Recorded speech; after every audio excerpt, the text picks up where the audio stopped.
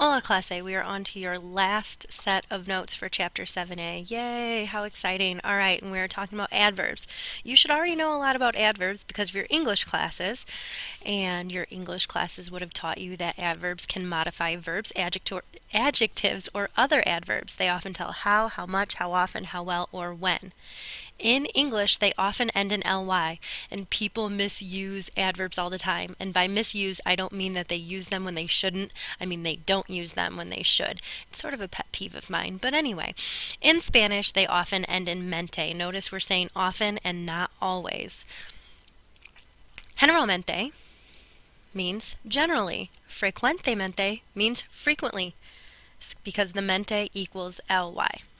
Again, as always, if I'm going too quickly for you, please press pause and press play again when you're ready to write down more notes. Speaking of notes, these notes absolutely 100% do have to be in your notebooks when you come into class next. So you guys are writing all of this information down. It is new to you, and therefore you must have it. Moving on. To turn an adjective into an adverb, because you can do that in Spanish, turn an adjective into an adverb, you take the feminine form of the adjective and add mente. Therefore, if I wanted to say that someone did something nervously, I would take the feminine form of nervioso. You guys could probably tell me that would be nerviosa, and then what do? Add mente. And now I've got nervously. If the adjective ends in an L or an E, just add mente. So if it doesn't end in an O, if it ends in an L or an E, just add mente. Amablemente, as you know, because you know amable means nice, is nicely. Facilmente, facil means easy, so facilmente means easily. If the feminine form of the adjective has an accent, as you guys can see up here with facil, keep it. Rapidamente. Típicamente, rapidly and typically. All right, go ahead and write that down. And then on the next page, we have a list of adjectives that are an exception to the mente or ly. Because again, we said often they end in mente, but there's a whole load of adjectives in English, not adjectives, adverbs in English that don't end in ly either. All right, here we go. Here is the list of adverbs that you need to be familiar with. They are as important as your vocab, so if you need to get extra note cards and put them on note cards, I would suggest that you do. Some of them you may already be familiar with, and you should be. I'm going to go through them alphabetically, so going down each column. A tiempo, on time. Go ahead and write these in your notes, though, even if you plan on making note cards. A veces, sometimes. Ayer, yesterday. Bien, well. Casi, almost. You guys are used to using that with casi siempre and casi nunca, almost always, almost never. Demasiado. This one I'm going to highlight. It will continue to show up the rest of the trimester when you least expect it, and it's a great word to have in your vocabulary because it means too, as in too much or too many, not as in me too. Gosh, go away. Me too / also, but like you talk too much, you have too many dolls. I don't know where I come up with these examples, but that's where it would be. Después, you guys already know, is after. Entonces, so then or therefore. For después, I'm going to add, no, it won't let me. Después can also mean then, but after is good enough. All right, let's go down our next column alphabetically. Igualmente, you guys are used to this from Spanish 1 when you learned introductions and someone said, "Oh, nice to meet you," and you would say igualmente, likewise. But what does it really mean? It means equally. Igualmente.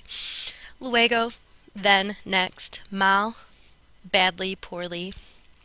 Más, more. Mejor, better. It can also mean best, but it depends on how it's being used. Menos, less. Mucho, a lot. And muy is very. Sadly, people oftentimes get más. I tried to change the color, it didn't listen to me. Más, mucho, and muy confused, and that needs to stop as soon as possible. Muy is very, mucho is a lot, and más is more. All right. Third column, nunca, never, Peor, worse or worst, depending on how it's being used. Poco, little or few. Siempre, always. Late, early. Now, todavía means something different if it's being used as todavía no. Ya means something different than if it's ya no. So these are almost like instead of two different words, four separate ones. I'm just saving space. Todavía on its own means still. If you have todavía no, not yet. So these are like two different things. Todavía, still. Todavía no, not yet. Ya is not yeah, okay. We're not Swedish. It doesn't mean yes. Ya means already. And ya no, not anymore. Ya is already, ya no, not anymore.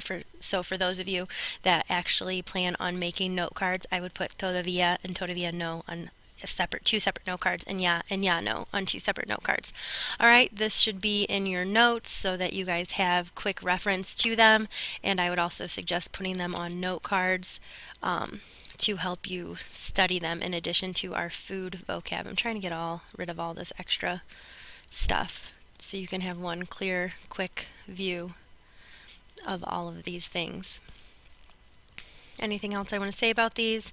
Mejor can mean best, and we'll be talking about this soon, the way peor can mean worst. But for now, most of the time it'll be better and worse. I think that's it. So this is a review of adverbs. These are all adverbs that sort of break the rule as far as not ending in mente, except for igualmente.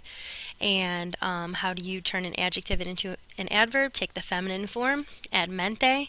If it ends in an L or an E, just add mente. If it has an accent, keep it. You will have to do that on your next test, which is the midterm. And I think that's it. Thanks for watching your adverbs video, and of course all of your other videos for Chapter 7a, the ones you had to take notes on, and the review ones. All right, Class A, ciao. Wait, I just remembered one thing. You guys will also need to know the 12 adverbs that are in the blue outline box on page 254 titled Some Common Adverbs. So those 12 adverbs, I need you guys to write in your notes after this list right here. I will be checking for that on Monday. So after these, there are 12 more adverbs in the blue outline box on page 254. So please make sure you get them because you won't get credit without them. And then you'll be mad at me and it will be a whole debacle. And I don't want you guys to be mad at me on Monday morning when we come back. So please remember to write down those 12 adverbs in the blue outline box. And then also something not to forget is, it's on your book covers, but antes de and después de plus infinitive are before or after blanking. Just something not to forget. Doesn't really deal with adverbs necessarily, but something that you need to know. All right, now I'm really done. Don't forget those 12 adverbs in this box on this page. All right, guys, have a good, safe break. And study your vocab note cards and be preparing for the midterm because that is your next test. I know I'm crazy to think that you would even think about Spanish on your break, but that's me. All right, guys, for real, bye.